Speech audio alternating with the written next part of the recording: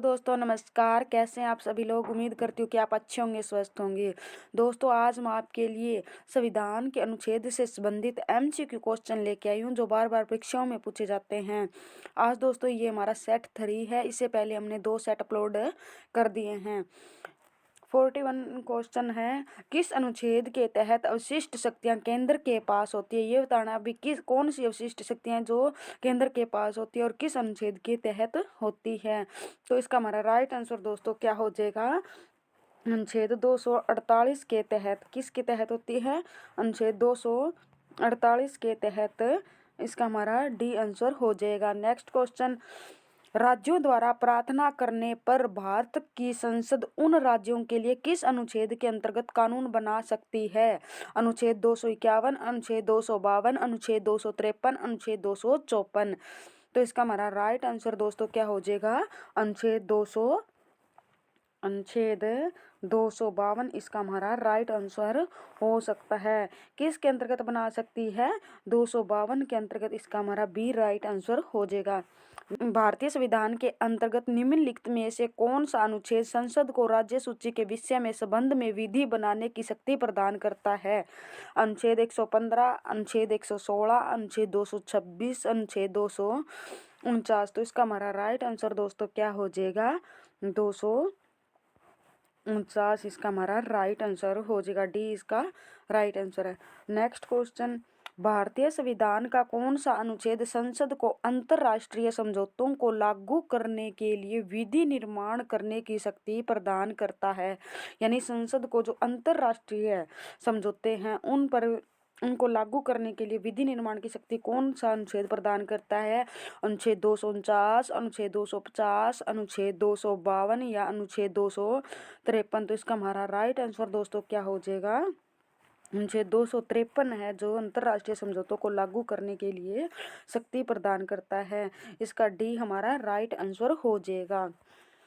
Next question, केंद्र राज्य के प्रशासनिक संबंध भारतीय संविधान के किस अनुच्छेद में वर्णित है। अनुच्छेद 256, अनुच्छेद 256 से 263, अनुच्छेद 252 से 356, अनुच्छेद 250 से 280 या इनमें से कोई नहीं।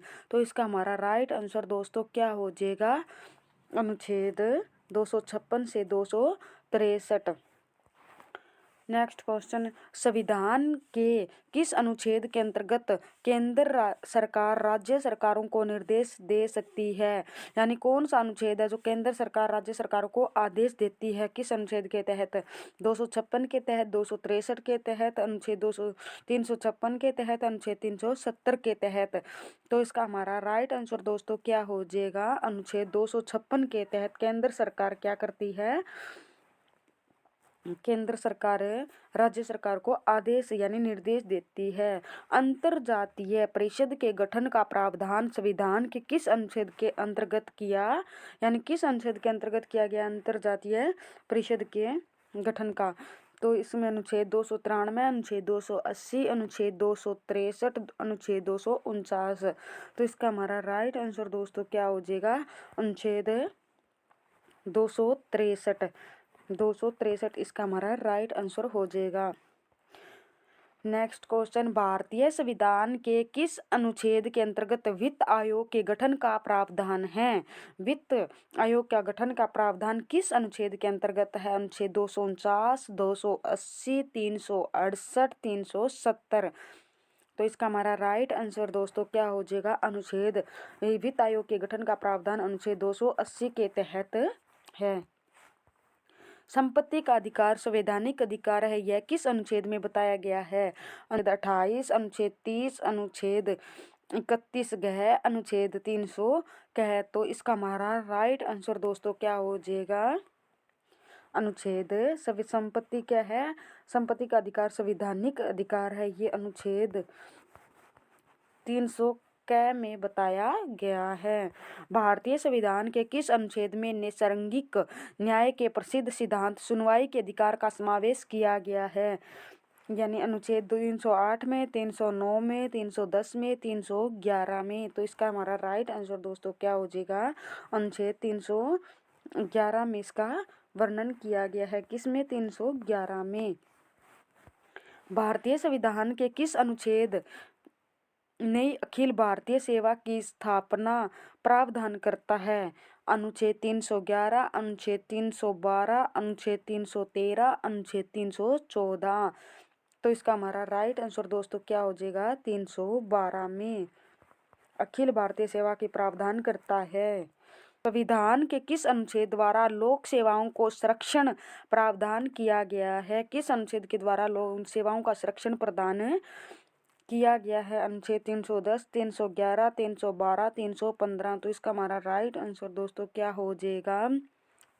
311 में क्या करता है? लोक सेवाओं को संरक्षण प्रदान किया गया इस अनुच्छेद के। संविधान के किस अनुच्छेद द्वारा संघ और राज्यों के लिए लोक सेवा आयोग का प्रावधान किया गया है?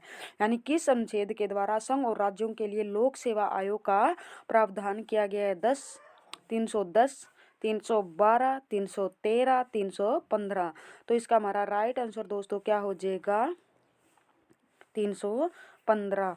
नेक्स्ट क्वेश्चन, संविधान का अनुच्छेद 312 किस से संबंधित है? ये बताना। अखिल भारतीय सेवाओं से, प्रवक्ताओं से, हिंदी भाषा से या राष्ट्रपति से? तो इसका हमारा राइट आंसर दोस्तों क्या हो जाएगा? अखिल भारतीय सेवाओं से। ये 312 अनुच्छेद कौन सा संविधान का है? 312 अनुच्छेद है। किस से है? अखिल भारतीय सेवाओं से।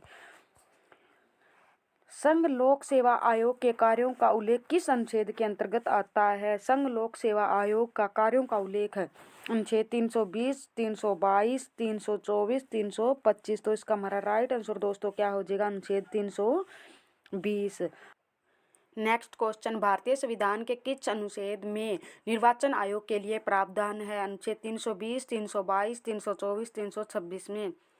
तो इसका हमारा राइट आंसर दोस्तों क्या हो जाएगा?